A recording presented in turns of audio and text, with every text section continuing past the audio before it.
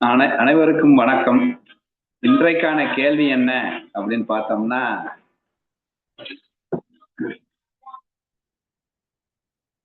Fear of rejection அப்படின்னு சொல்லப்படுகிறது. அப்படின்னா என்னன்னா, என்னை ஒதுக்கி விடுவார்களோ என்கின்ற ஒரு பயம். அந்த பயம் நல்லதா கெட்டதா அப்படின்னு சொல்லியிருக்காங்க. அது நல்லதும் இருக்கு, கெட்டதும் இருக்கு. நல்லது எங்க அப்படின்னா, நான் ஃபியர் ஆஃப் ரிஜெக்ஷனினால் என்னுடைய பெர்மனன்ட் சந்தோஷம், என்னுடைய வாழ்க்கை தரம் முன்னேறுகிறது என்றால் அந்த ஃபியர் ஆஃப் ரிஜெக்ஷன் அவசியம். வள்ளுவர் கூட சொல்லியிருக்காங்கல்ல, அஞ்சுவதற்கு அஞ்சாமை பேதமை. ஏன் சொன்னாரு அஞ்சுவதற்கு அஞ்சாமை பேதமை? அப்போ அவன் கண்டிப்பாக சில விஷயங்களுக்கு அஞ்சுதான் ஆக வேண்டும். இப்போ உதாரணத்துக்கு என்ன சொல்லலாம் அப்படின்னா, இப்ப குரு தன்னை ரிஜெக்ட் செய்வார் அப்படின்னு நினைத்தான் அப்படின்னா அந்த நினைப்பு அவனை மேம்படுத்தும்.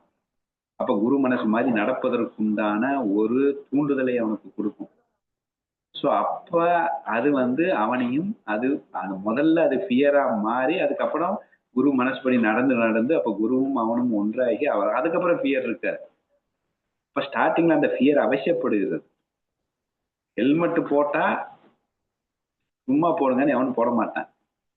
1000 ரூபாய் ஃபைனும் அப்படின்னா போட்டோம். போட்டு பழகிட்டோம்னு வச்சுக்கோங்களேன், அப்ப ஹெல்மெட் இல்லாம போறது நம்ம சங்கடமாயிரும். ஸோ அப்ப அந்த பழகுற வரைக்கும் அந்த ஃபியரை யூட்டிலைஸ் பண்ணிக்கணும். ஏன்னா அந்த ஃபியர் என்னை மேம்படுத்துகிறது. அப்ப எது என்னை மேம்படுத்துகிறதோ அந்த ஃபியரை கொண்டு வந்தது தப்பில்லை. ஆனா சில ஃபியர் இருக்கு. ஃபியர் ஆஃப் என்னை இவர் ஒதுக்கி விடுவார்களோ அப்படின்னு சொல்லும்போது அது என்ன ஆகுதுன்னா, அது தன்னை கீழ்படுத்தும். ஆசையினாலும் அகங்காரத்தினாலும் நல்ல தீனி கிடைச்சிட்டு. அப்ப அந்த தீனியில ஆசையும் அகங்காரம் ஏறிட்டு இருக்கு.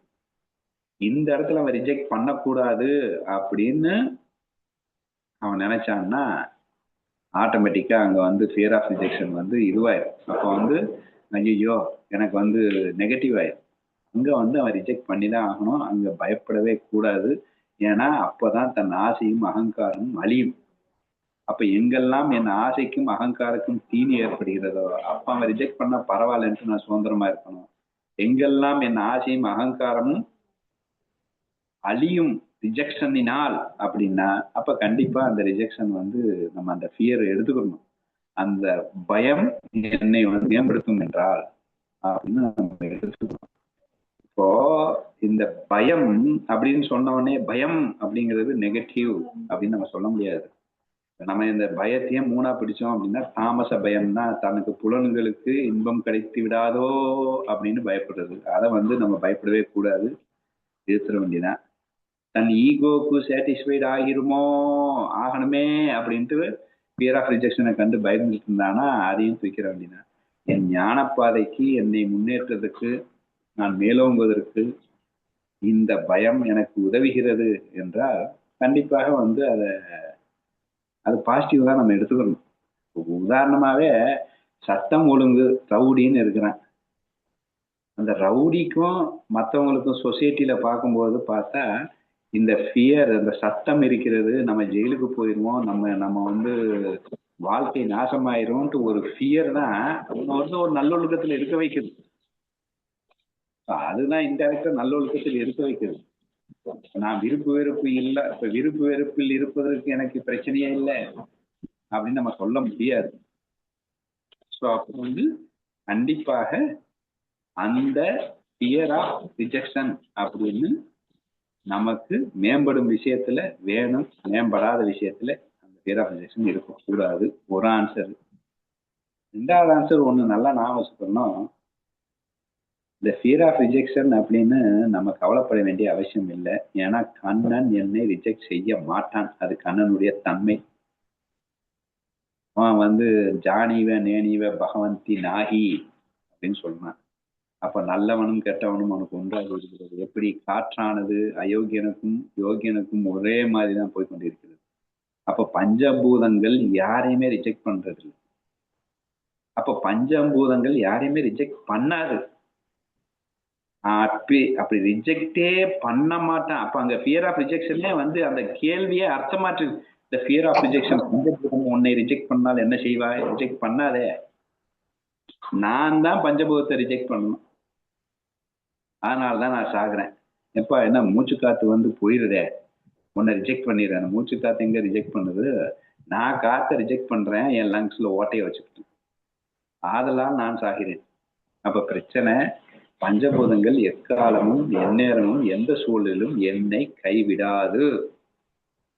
அப்போ எனக்கு ஃபியர் ஆஃப் ரிஜெக்ஷன் அங்கே அவசியமே படாது, இந்த கேள்வியே வராது. ஆனா இந்த கைவிடாது அப்படிங்கிறத நன்றி உணர்வாக எடுத்துக்கொண்டு வேற எதனிடம் பற்றி எனக்கு கவலை இல்லை, இந்த அளவுக்கு என்னை கைவிடாமல் எனக்கு வந்து பயத்தையே தராமல் கைவிடாமல் இருக்கும் இந்த பஞ்சபூதங்கள் எனக்கு இருக்கின்றனவே அப்படின்னு ஒரு நன்றி உணர்வு வந்துருச்சுன்னா ஆட்டோமேட்டிக்கா ஈகோவும் ஆசையும் சல்லுன்னு இறங்கிடும். அதுவே இந்த இடத்துல இதெல்லாம் எதுவுமே நம்ம ரிஜெக்ட் பண்ணாது அப்படின்னு சொல்லிட்டு அகங்காரத்தையும் ஆசையும் வளர்த்துக்கிட்டா இப்பயும் பஞ்சபூதங்கள் உன்னை ரிஜெக்ட் பண்ணாது, நீ பஞ்சபூதங்களை ரிஜெக்ட் பண்ணிடுவேன். பொதுவா குரு எவனையுமே ரிஜெக்ட் பண்ண மாட்டான், குருவை இவன் தான் ரிஜெக்ட் பண்ணுவான். அதான் உண்மை. ஆனா சிஷ்ய பாவனையில அவர் என்னை ரிஜெக்ட் பண்ணிடுவாரோ அப்படின்னு ஒரு பயம், இன்டைரக்டா நான் அவனை ரிஜெக்ட் பண்ணிடுவேனோ அப்படிங்கிற ஒரு ஃபீல் வந்து அங்க ரைஸ் பண்ணி அதன் விளைவாக நான் என்ன மேம்படுத்திக்கிறேன் அப்படிங்கிற ஒரு ஃபீலுக்கு வரணும்.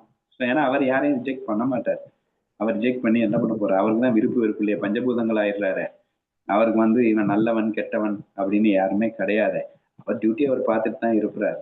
இப்ப பிரச்சனை, நான் அவரை ரிஜெக்ட் பண்ணிடுவேன். அப்ப நான் அவரை ரிஜெக்ட் பண்ணிடுவேன்னு ஒரு பயம் இருந்துச்சுன்னா நிம்மதியா நான் ஒழுங்கா இருக்கணும் அப்படிங்கிற அந்த ஃபீல்.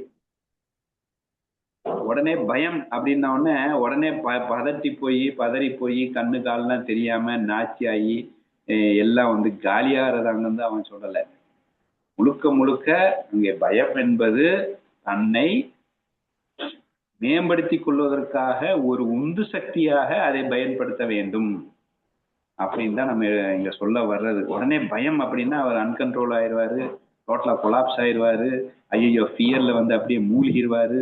அப்போ ஃபியர்ல புலன்கள் வேலை பார்க்காது, ஸ்டன் ஆயிடுவாரு, ஹார்ட் அட்டாக் வந்துருவாரு அப்படிங்கிறதுல தான் சொல்ல. ஹெல்மெட்டு போடலைன்னா 1000 ரூபாய் ஃபைன் கட்ட வேண்டியது. இந்த ஃபியர் எனக்கு ஒரு ஒழுக்கத்தை தந்தது. அந்த ஒழுக்கம் பழக பழக பழக அது சரியாகிவிட்டது. அவன் ஃபைனை எடுத்துட்டாலும் நான் இதை பழகிட்டேன், இதுக்கு பழக்க வழக்கத்துக்கு அடிமையாயிட்டேன். அப்போ நான் வந்து ஃபைனே இல்லைன்னா நான் ஹெல்மெட்டை போடுவேன். அப்போ அந்த முதல்ல அந்த ஸ்டார்டிங்கில் எனக்கு அந்த ஃபியர் வந்து மிகவும் அவசியப்படுது. நல்ல விஷயத்துல என்னை மேம்படுத்துகிற விஷயத்துல என்னுடைய ஒழுக்க மேம்பாடில் ஃபியர் வந்து ஃபஸ்ட்டு தேவைப்படுது. ஆனா அதுவே வாழ்க்கை முறையாக மாறி நான் வந்து அதை அனுபவிச்சுட்டு இருக்கும்போது அதுல சுகத்தை அனுபவிச்சிருவேன். இல்லை, இப்ப குரு சொல்றதை கேட்டு கேட்டு ஒரு சுகத்தை அனுபவிச்ச பிறகு அப்ப எப்படி நான் லௌகிக்கு போக முடியும்? அப்ப ஃபியர் ஆஃப் ரிஜெக்ஷன் தான் எனக்கு இருக்காது. பட் ஆனா ஆட்டோமேட்டிக்கா அந்த ஃபியர் ஆஃப் ரிஜெக்ஷன் என்னை ஒரு லெவலுக்கு கொண்டு வந்த பிறகு நான் வந்து அதை பத்தி கவலைப்படாம அந்த வாழ்க்கை முறையில அப்படியே போயிடுவேன். ஃபியர்னா கடைசி வரைக்கும் ஃபியருங்கிறது நெகட்டிவ், அது பதறிடுவோம், டென்ஷன் ஆயிரும் அப்படின்னு இருக்க வேண்டாம். அந்த ஃபியரு ஒரு உந்து சக்தியாக பயன்படுத்தி கொண்டு அஞ்சுவதற்கு அஞ்சாமை பேரமை அப்படின்னு வள்ளுவர் சொன்ன வாக்கு இணங்க அதை நம்ம வந்து அந்த உந்து சக்தியை வந்து பயன்படுத்தி நம்ம வந்து அப்படியே அதை அந்த பயன்படுத்தி அதை கொஞ்சம் நம்ம ப்ராக்டிஸ் பண்ண அது வாழ்க்கை முறையாகிவிடும். அதுக்கப்புறம் நம்ம ரெகுலரா போயிடலாம் அப்படிங்கிறது. ஆனா எங்கெல்லாம் என் அகங்காரமும் ஆசையும் இருக்கோ அங்க வந்து ரிஜெக்ட் ஆகட்டும். புலன் நுகர் விஷயங்கள் என்னை ரிஜெக்ட் பண்ணட்டும். என்னுடைய அகங்காரம் அதை சொல்லுவார் இல்லையா, ரிஜெக்ட் பண்ணட்டுமே சொல்லு. உற்றார்களும் உறவினர்களும் மற்ற மானக்கேடுகளும் அவனுக்கு மிக்க கிடைக்க வேண்டும் என்றே ஆசைப்படுவான். அப்ப ரிஜெக்ட் பண்ணட்டும் என் அகங்காரம் அடிபடுவதற்கு அப்படின்னு சொல்லிட்டு அங்க ஸ்ட்ராங்கா ரிஜெக்ஷனுக்கு பயப்படாம ரிஜெக்ஷன் வரணும்ட்டு எதிர்த்து நிக்கணும். இங்க என்னுடைய மேம்படுற விஷயத்துல அடக்கமாக ஒரு பணிவை மேற்படுத்துவதற்காக என் குருவிடமும் என்னை நல்லொழுக்கத்தை கொண்டு வருகின்ற விஷயத்திலும் நான் வந்து அதை ஸ்டார்டிங்ல அந்த கிளியரை கொண்டு வந்துட்டு அதுக்கப்புறம் நார்மல் ஆயிடும். இதுதான் என்னுடைய பதில்.